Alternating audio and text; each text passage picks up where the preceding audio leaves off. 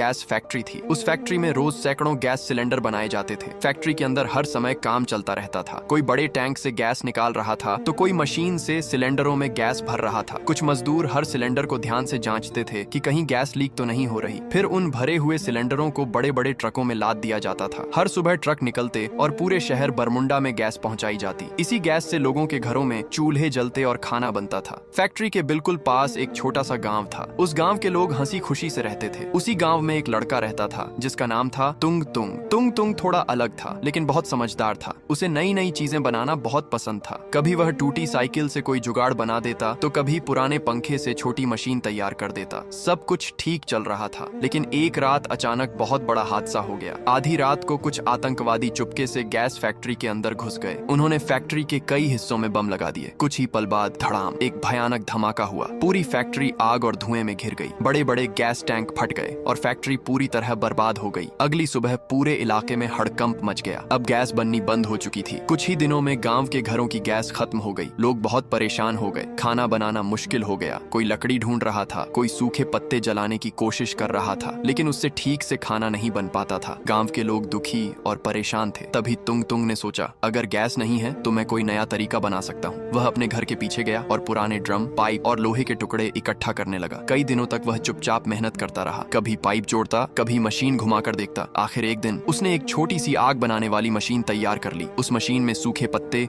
भूसा और कचरा डालते ही मशीन के अंदर से तेज और लगातार आग निकलने लगी। अब उस आग पर आराम से खाना पकाया जा सकता था। तुंग तुंग ने वह मशीन पूरे गांव को दिखाया। गांव वाले हैरान रह गए। अब बिना गैस के भी उनके घरों में चूल्हे जलने लगे। कुछ ही दिनों में तुंग तुंग ने ऐसी कई मशीनें बना दी। पूरा गांव खुश हो गया। लोग तुंग तुंग की खूब तारीफ करने लगे। उस दिन के बाद गांव में एक बात सबकी जुबान पर थी, समस्या कितनी भी बड़ी क्यों न हो,